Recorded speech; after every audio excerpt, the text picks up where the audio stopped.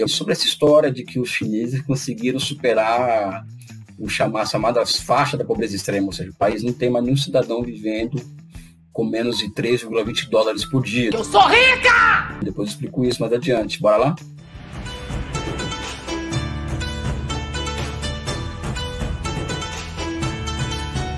Olá pessoal, meu nome é Elias Jabur, eu sou professor da Faculdade de Ciências Econômicas da Universidade do Estado do Rio de Janeiro, já estudo a China há um tempinho já, como você já sabe, já estão carecas de saber, né?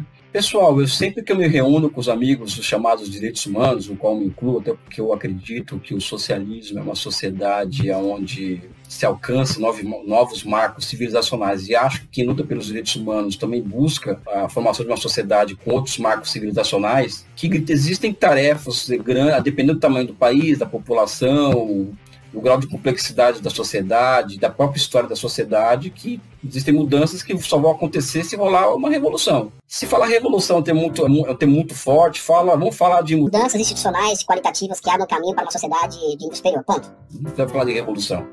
Tá? E no caso da China e no caso de outros países, essa revolução, esses novos marcos institucionais, a inauguração desses novos marcos institucionais qualitativos, envolve uma questão de independência nacional. Então não vai se emancipar a mulher, não vai entregar, vamos dizer assim, o almoço, o café da manhã, almoço e janta, educação, saúde, para 100, 200, 300, 400 milhões de pessoas, ainda mais para 1 bilhão de habitantes, sem ter independência nacional. O Deng Xiaoping, que foi um grande revolucionário chinês, ele definia muito bem isso. Dizia o seguinte, olha, não existe direitos humanos em países colonizados, né? Então, somente países livres e independentes são capazes de entregar direitos humanos básicos para a sua população. Aí eu acredito nisso. Eu tenho muito claro isso comigo, que é a chamada solução da questão nacional, ou que os comunistas chamam de centralidade da questão nacional. Eu acho que se não resolver essa questão, não resolve essas outras questões que estão completamente interligadas entre si. Então, a primeira explicação que deve ser dada das razões por detrás da China ter superado a pobreza extrema é eles terem feito uma revolução em 49. E a partir dessa revolução, em 1949, terem criado condições materiais para alcançar esse feito inédito na humanidade para um país daquelas proporções. Então, pegar um caso da Índia. A Índia tem uma população do mesmo tamanho da China, só que a Índia tem 30% da população que não sabe ler e escrever. Outros tantos por cento, acima de 30%, que não fazem 3 refeições por dia.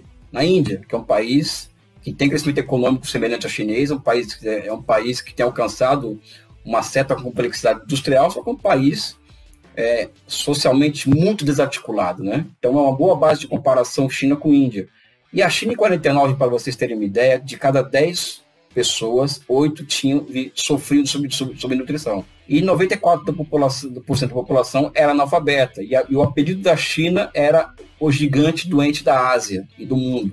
Eles, a partir de 49, começam a construir uma base industrial interessante, ou seja, uma siderurgia, e quando eu falo em indústria, eu quero chamar a atenção para isso, também não existe solução para os grandes males que afligem a sociedade brasileira, que não passe pelo nosso processo de reindustrialização, porque a indústria é o único setor econômico capaz de gerar empregos de qualidade, de gerar efeitos de encadeamento para outros setores da economia, que por sua vez também geram empregos de melhor qualidade, não empregos somente de um salário mínimo ou 2 salários mínimos. Ou seja, a industrialização é um fato fundamental para que a sociedade alcance grandes objetivos, né? Então a China consegue montar em 30 anos uma base industrial interessante, e ao lado disso eles conseguiram criar, em 1980, por exemplo, a China era a sociedade mais igual do mundo. Em 78, eles começam a adotar uma estratégia diferente. E a partir dessa estratégia, que eles deram um salto de qualidade em relação a 49, que eles conseguem alcançar essa proeza, vamos dizer assim, da eliminação da pobreza extrema. Pobreza extrema, para países muito pobres, é sinônimo de uma pessoa que tem uma renda diária de $1,90.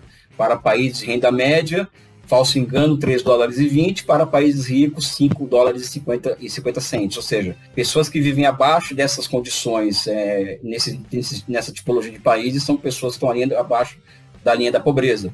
Então, a China, por exemplo, entre 78 e 2021, aliás, 2020 foi quando foi anunciado, final de 2020, a China retirou 840 milhões de pessoas da linha da pobreza. Nenhum comunista que diz isso, são dados do Banco Mundial que dizem isso. Isso significa, por exemplo, que de cada 10 pessoas que saíram da linha da pobreza no mundo, entre 78 e 2020, 9 eram chineses. Isso envolveu muita coisa, envolveu um crescimento econômico que se acelera a partir de 78, e ao se acelerar o processo de industrialização, mais pessoas foram sendo incluídas, vamos dizer assim, no mercado consumidor do país. Então, por exemplo, em 78, reformas rurais possibilitaram com que milhões de camponeses pudessem vender o que sobrasse daquela produção que deveria ir para o Estado no mercado livre, não é? Ou seja, foi liberado para que os camponeses pudessem acumular. Essa acumulação se transforma em consumo camponês, esse consumo camponês acelera o processo de industrialização, que vai gerando mais empregos de qualidade, e assim sucessivamente, ou seja, da industrialização com empregos de qualidade para serviços tecnológicos, até chegar ao ponto que hoje, que a China, por exemplo, pode se dar o luxo de falar que tem uma classe operária hoje que mais ou menos bem remunerada para os padrões do mundo, né, de 150 milhões de pessoas, né? Então você multiplica por 4, que daria uma família para cada trabalhador fabril, já dá um bom número de pessoas, né? Acho que esse é um ponto. O outro ponto é o planejamento econômico, né? Eu acredito particularmente que o planejamento econômico foi o grande fato econômico do século XX, continua sendo o grande fato econômico do século XXI. Inclusive eu falo para meus amigos comunistas que se vocês querem entender o século XXI, tem que entender a ciência da planificação econômica. Eu acho que a ciência que é a ciência fundante do nosso tempo, do século XX,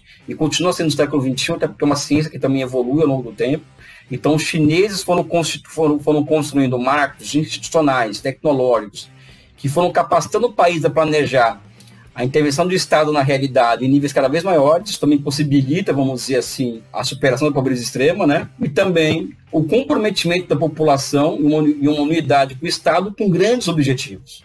Vivemos num país, por exemplo, como o Brasil, em que as pessoas não respeitam o isolamento social, porque também tem um Estado que não, aqui na pandemia, né? Tem um Estado que não dá o exemplo, um Estado que não mostra ao povo, a partir do próprio exemplo do presidente da República, como que o povo deveria se comportar em um momento como esse, né? Não de forma individualista, de forma até mesquinha, vamos dizer assim. Tem uns idiotas aí, né? O fica em casa, tem alguns idiotas hoje ficam em casa. Mas um Estado que fosse capaz de entregar um auxílio emergencial de R$600, fazer com que as empresas fechassem durante esse período de pandemia, de isolamento social, mantendo o capital de giro dessas empresas, né? Isso é aumentar a dívida pública, mas eu não conheço nenhum país que tenha quebrado em moeda própria, né? Ou seja, os países só quebram com dívidas em moeda estrangeira, em dívidas com moedas próprias não quebram. Então, na China, existe uma sociedade, como exemplo de uma sociedade voltada para longo prazo, né? Para grandes objetivos, né? Uma sociedade que é conectada com o Estado para fins de alcançar grandes objetivos. E entre esses grandes objetivos existe um slogan chamado sonho chinês. E o núcleo do sonho chinês é a superação da pobreza extrema. Então, os chineses eles conseguiram, a partir desses 3 elementos combinados, baseados em um governo guiado pela ciência, né? Alcançar esse grande feito de combater a pobreza extrema. Exemplo básico aqui de como que isso pode funcionar no mundo real. Eu sou um cara que eu tenho, entre aspas, o privilégio de conhecer a China inteira. Eu conheço a China, viajei a China inteira de trem, de barco, de avião. Eu fui parar na fronteira com o Afeganistão, no Xinjiang, no Tibete. Eu conheço todas as capitais de província da China. E muitas áreas rurais, né? Eu fui à China diferentes vezes entre 2004 e 2018. Então, em 2004, eu lembro de ter ido a um vilarejo, por exemplo, que as pessoas, para chegar lá, foi uma estrada muito esburacada, muito difícil acesso, e as pessoas, elas plantavam, só que não tinha para onde entregar, porque não tinha uma via de transporte digno para levar aquela mercadoria, aquele excedente produzido para o mercado, né? Então, o que acontece na China, por exemplo, só um exemplo de uma política, né? Entre 2009 a 2018, 30 mil quilômetros de trens de alta velocidade foram construídos, diminuindo absurdamente o custo de produção, e ao lado e coordenado a isso, estradas vicinais de ferro ou pavimentadas de carro para caminhão, né, anexas a essas ferrovias, de forma que o território econômico chinês ele é completamente conectado, ou seja, não existe nenhuma vila, nenhuma aldeia que não tenha nenhuma estrada ou uma linha de trem que a ligue a um mercado, a um povoado que possa se beneficiar dos produtos que foram produzidos em uma determinada região. E isso é um nível de planificação econômica que nós não temos nem noção do que seja aqui no Brasil. Enfim, o que quer dizer tudo isso? Combate à pobreza, alcançar os grandes objetivos, uma sociedade cuidada com o Estado em nome de grandes tarefas, a planificação econômica como grande fato e a grande ciência a ser estudada no século XXI. Eu acredito que essa questão da superação da pobreza extrema na China, ela é um feito muito semelhante em um mundo em que tem mais de 1 bilhão de pessoas passando fome, em que 40 milhões de pessoas no país mais rico do mundo, que é os Estados Unidos, não têm um teto para moral, estão com as suas hipotecas vencidas, estão prontas a serem jogadas para fora de suas casas. Eu acredito que o que a China entrega com o fim da miséria extrema é como foi os projetos Sputnik na União Soviética, ou seja, a chegada do homem ao espaço, do ser vivo ao espaço, o projeto